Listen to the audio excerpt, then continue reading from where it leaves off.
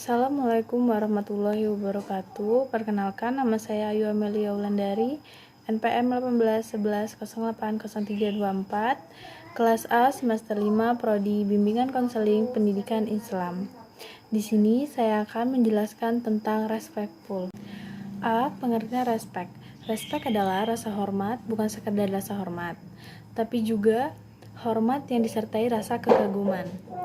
Bisa dibilang ini adalah tingkat lanjut dari simpati. Respect bukan sekedar tertarik dan kagum karena hal-hal yang dilihat secara sekilas saja.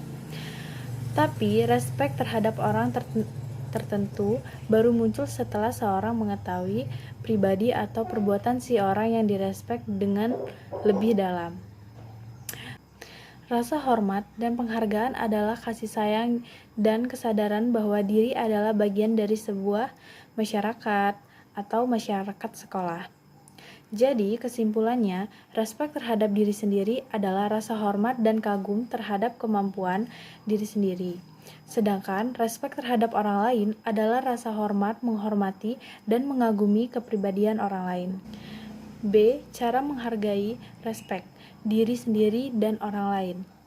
Adapun cara yang dapat kita lakukan untuk menghargai diri kita sendiri ataupun respek terhadap diri sendiri yaitu 1. Menerima diri apa adanya. Sebagian besar manusia dilahirkan dengan bentuk fisik yang utuh, tapi masih saja merasa kurang dan mengeluhkan tentang ini dan itu. Memang banyak orang yang dianugerahkan keindahan, bentuk, dan tampilannya. Tetapi kesempurnaan manusia tidak terletak pada keindahan fisik, melainkan perilaku, tabiat, dan kemuliaan akhlaknya. Kesempurnaan fisik bukanlah segala-galanya. 2. Menghindari perilaku yang merusak diri. Tanpa disadari, kita sering melakukan sesuatu yang merusak diri, misalnya cara berkendara yang ugal-ugalan. 3. Menumpuk rasa malu. Rasanya tidak berlebihan jika saya mengatakan bahwa rasa malu itu merupakan salah satu indikasi utama yang membedakan antara orang yang waras dengan para penderita skizofrenia. Bayangkan, jika kita tidak memiliki rasa malu, kita pasti akan melakukan semua hal yang tidak sesuai dengan normanya. 4. Menjaga nama baik. Tidak ada yang mau menghargai orang-orang yang tidak mempunyai nama baik. Jika nama sudah tercemar, maka orang pun akan segera menjauhi kita. Hal ini menunjukkan betapa pentingnya untuk menjaga nama baik. 5. Menjaga perilaku tetap baik. Hadiahnya paling indah yang bisa kita berikan kepada diri sendiri adalah amal baik yang kita lakukan selama hidup. 6. Kenali diri sendiri. Mengenali diri merupakan bagian tersulit dalam proses menghargai diri. Mengenali diri merupakan sebuah proses yang menuntun kejujuran kita dalam melihat dan mengevaluasi diri. Hanya dengan kejujuran inilah bisa kita mengidentifikasi keunggulan kita dan hal-hal dalam diri kita yang masih perlu kita perbaiki ataupun perkembangkan lebih lanjut. 7. Menghargai diri sebagai ciptaan Tuhan. Menghargai diri sebagai ciptaan Tuhan membuat kita tetap rendah hati walaupun telah diberi kesempatan menikmati banyak kesuksesan.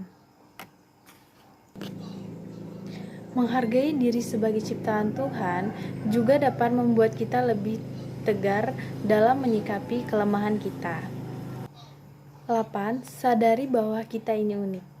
Yakinlah bahwa diri kita adalah unik dan tidak ada yang bisa menduplikasikan dari keunikan kita.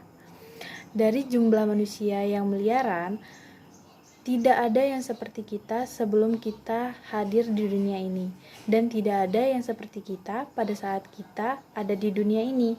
Lebih lagi di masa akan datang, tidak ada nada yang bergerak, berbicara, dan berpikir sama persis seperti kita.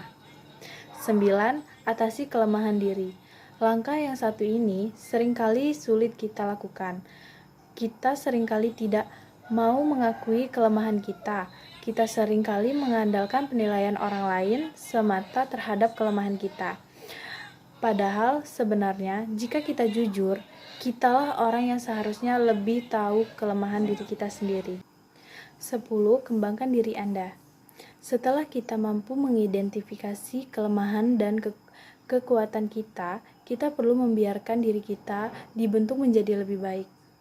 Dalam hal ini kita bisa melakukan sendirian. Selain berusaha, kita perlu juga mengandalkan Sang Pencipta untuk membantu usaha pengembangan diri kita. C. Prinsip membina hubungan dengan orang lain maupun diri sendiri.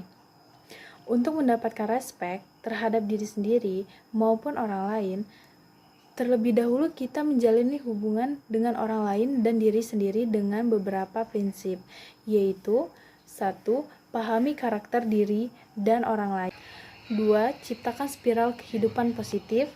3. Fokus pada kekuatan bukan kelemahan. 4. Kembangkan komunikasi empati. 5. Pujian yang tulus dan teguran yang tepat. 6. Kehidupan seperti gema. 7. Mulai dengan apa yang dipikirkan. D. Manfaat respek terhadap diri sendiri dan orang lain. Memiliki rasa hormat atau respek pada diri sendiri akan membimbing norma kita dan dapat memahami diri sendiri sehingga mengetahui kelemahan dan kekurangan diri sendiri, serta potensi dan kemampuan yang ada dalam diri sendiri. Memiliki rasa hormat atau respek terhadap orang lain akan menjaga sikap sopan santun kita dalam menjalani hubungan atau interaksi dengan orang lain, sehingga tercipta kerukunan dan kedamaian hidup dalam bersosial. E. Skala respek diri. Skala respek diri yang merupakan skala perbandingan antara sikap respek terhadap diri kita yang dituangkan dalam suatu metode yang disebut ERSA atau Self Responsibility.